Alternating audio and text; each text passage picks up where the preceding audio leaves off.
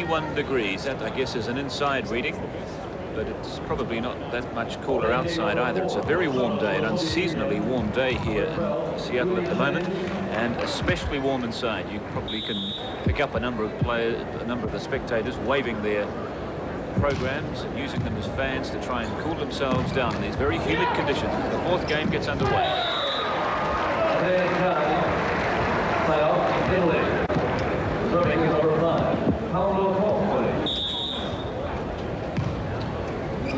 Paolo Toffoli serving for the Italians.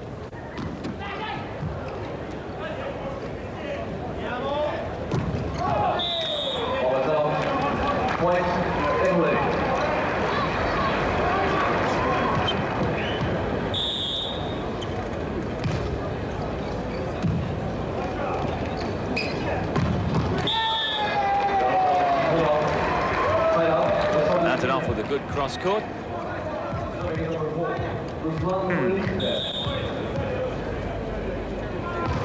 And back with Ruslan Alekver for the Soviet Union. Good serve from the Soviet. Bernardi can't handle that one. The ace going to Alekver as he serves again.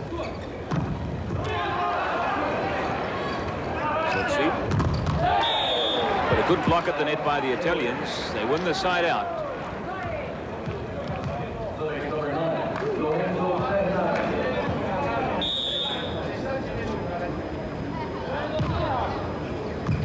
Lorenzo Benaldi serving for the Italians early in this fourth game, one which the Italians, if they were to win, will secure for them the gold medal in a long journey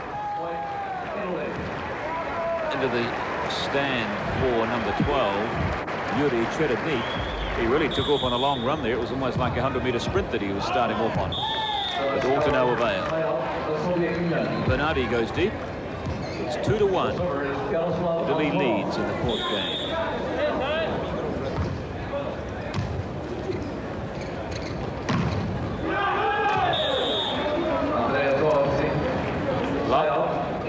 Side out it.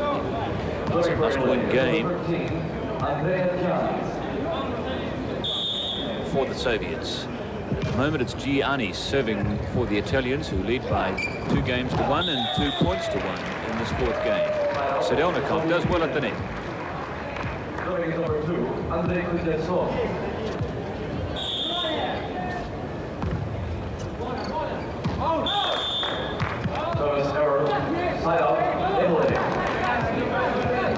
The Italians, who in July of this year won the World League title, the inaugural World League that was established by the International Volleyball Federation, and the Italians, if they were to win here tonight, would certainly lay claim to being the #1 volleyball team in the world. The 2 major titles of 1990, the World League title and the Goodwill Games, going to the same country, even though they did finish second, as we said, to the Cubans at the World Championships last year. They had the chance to establish themselves here tonight, clearly as the #1 volleyball team in the world, to knock the Cubans off their #1 world rating. However, at the moment, it's Sachin trying to make sure that his team wins the gold medal.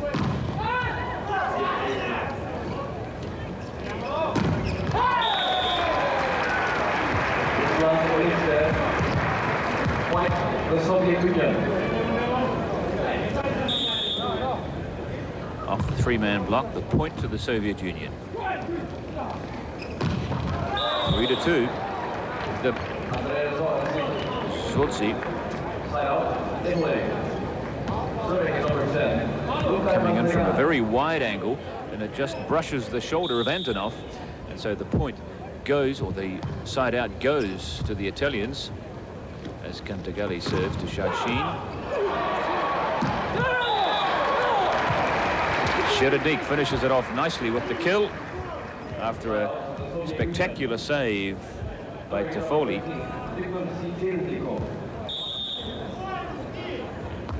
Sedelnikov is serving.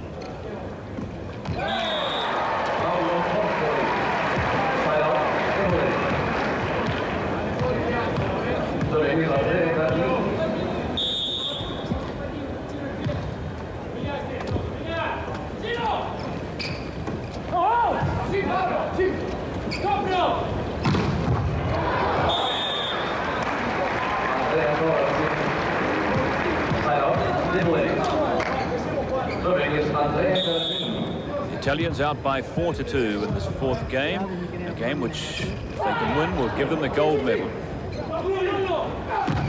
Tolfili to Bernardi. And the point goes to the Italians. 5-2, the Italians lead. And the situation starting to get of some concern to Platonov. His team really needed to come out here and take control early in this fourth game to get back into this match. But they're falling further behind at 5-2. They do have the service. Cherednik, probably their most potent server as well. But Gianni slips one in with the deft touch at the net. Side out to the Italians at 5-2. 3 went up for the block. 1 dived behind the block, but Gianni with superb placement. The Italians appealing that it was out.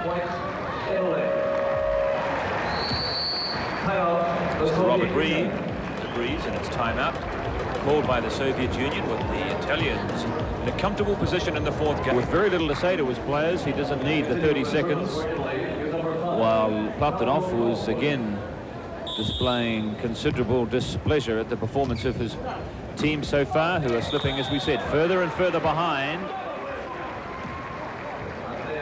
7-2. They're well in control of this fourth game, and it seems inevitable that they will now take out this fourth game and win the gold medal. Getting plenty of crowd support as well, which certainly seems to have lifted the Italians' game. The crowd was strangely silent in that first game, which was won by the Soviets. But as soon as the Italians got their noses in front in the second game, it seemed to ignite and spark some response from the crowd. And now they're getting tremendous vocal support here from this capacity crowd. Side out, won by the Soviet Union.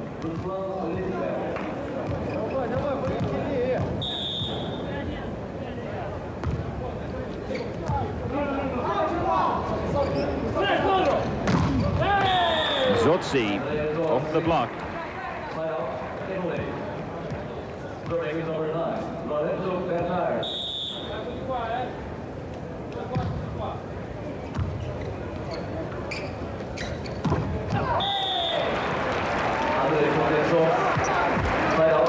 Kuznetsov for the Soviet Union gets the side out. They're down by 6. And they trailed 2-1. So things, well, are serious for the Soviets. The whistle had gone before the smash. Net violation. The Italian had touched the net. And Steve Robb awards the point to the Soviet Union. We'll see if we can pick it up. Tolfili, in fact, it was that touched the net. Kept alive by Italy. Again, the block by the Soviets at the net. This time they set cross court, and Cantagalli, he misses, and the Italians call timeout. 8-4. You see Cantagalli going wide down the line.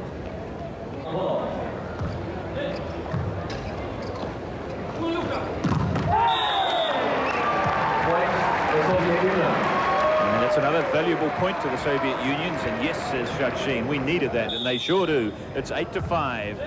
So there's a more competitive look about this fourth game now. The Italians were running away with it there at one stage at 8-2.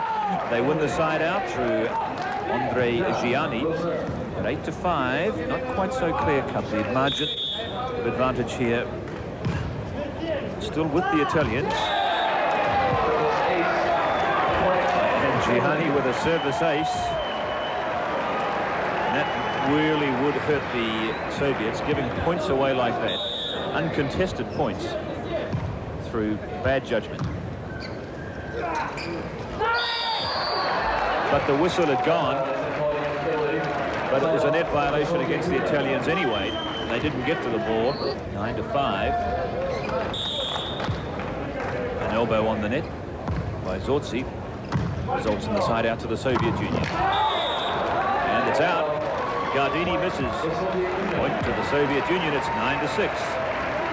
Still trailing by 3 points. They're not out of this game yet.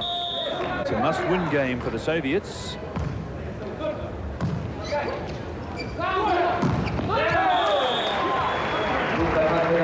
Again, the tremendous power of Cantagalli, just giving the Italians that edge when they need it. As Cantagalli prepares to serve himself.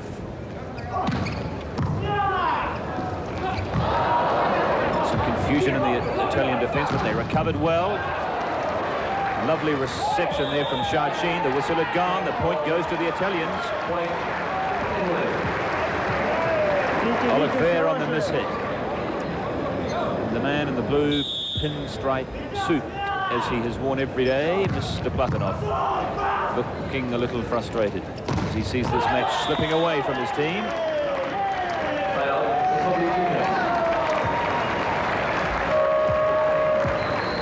Substitution for Italy, number 7, Andrea Anastasi, replacing number 10. Anastasi coming in for Cantagalli. Number 13, Victor Sigilnico.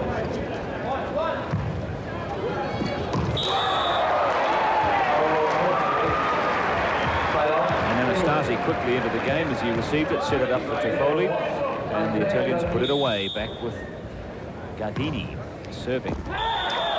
Service error, cannot hit the net with your serve. Number 12, Yuri Chereny. The serve just a little too shallow, so it's back with the Soviets. Chereny. His jump serve is good.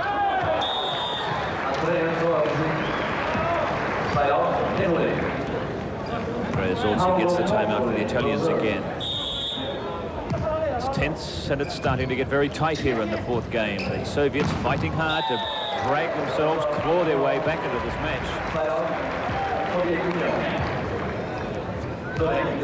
Spain has great fighting qualities which have earned them a place in the final. 10-6, the gap 4 points. The Italians need 5 to close out the match and go home with the gold medal. Off the Italian block, out of court.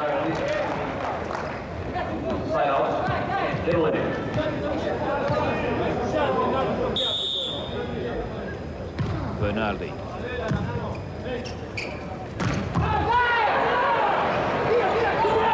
Nice play there by Toffoli, and was it in? Yes.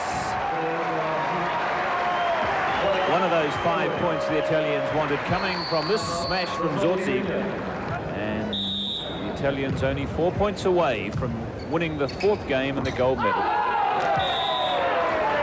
And the return is too deep from Antonov, and there's another point to the Italians. 12-6, 3 points away. Bernardi, and that's far too deep. That's a wise decision taken there by the Soviets. Some of their judgments on the serves have been a bit inconsistent, but that one was clearly going to miss the back line by 4 or 5 meters. Nicely saved by Oliver. He just gets it over. Oliver again, but this time it's out. No answer to the power of Zorzi. The side out goes back to the Italians. The two coaches, Platonov and Valesco. Gianni serving for Italy on the side out. Anastasi keeps it alive. The big, powerful smash. It's too deep. But the ball is tipped. It must have touched the Soviet hand. Let's have a look at this again. Well, the point has gone to the Italians. Well, clearly Mr. Rob felt that it must have tipped a Soviet finger on its way. Valuable point nonetheless to the Italians. This time the ball is out. An hour and 50 minutes into this match, we've arrived at match point. The first match point, and it's gone to the Italians at 14-6. Serving for the gold medal. But he won't get it this time. Shardsheen foils the Italian play for the gold medal. Side out to the Soviet Union.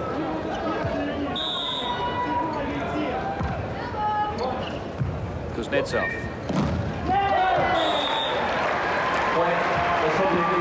Soviets score a point, but it may be a case of too little too late. At 14-7. They've got to win at least 7 straight points to get back into this match, to have any chance of getting back into the match. But the Soviets will most certainly fight to the end. Their great fighting qualities. They've served them well here as the Italians go chasing for the ball, but all in vain. They cannot keep it in play. And the point goes to the Soviet Union. It's 14-8, but there's one of those 7 points that they need.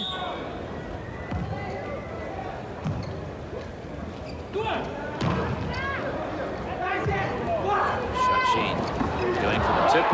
Confusion. And there's the side out to the Italians. They have their second match point.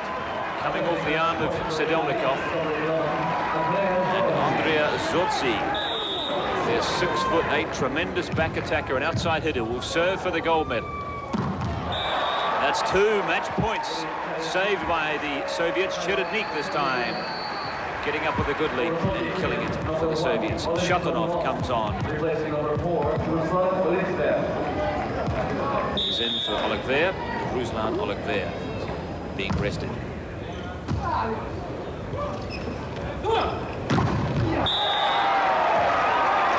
Shatunov with the block. Point to the Soviet Union. It's 14-9. They need at least another 5.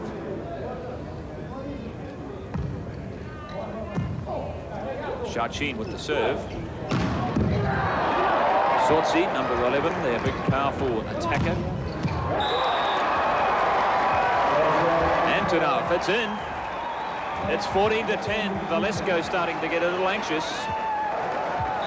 And Valesko, I thought, may have called a timeout there, but he hasn't. It's tipped over by Gardini. Despair for the Soviets and relief for the Italians as they have a third opportunity to win the gold medal. Match point for the third time at 14-10. Medium deep serve. And there it is. It's out of court. The Italians have won the gold medal. And their Argentinian-born coach delighted. The players overcome with emotion and joy. The Italians, who are never afraid to display their emotions, unlike their opponents. And the Italians at the gold medal at the Goodwill Games to the World League title they won in July to go with their European Championship title last year and the silver medal at the World Championships. They have clearly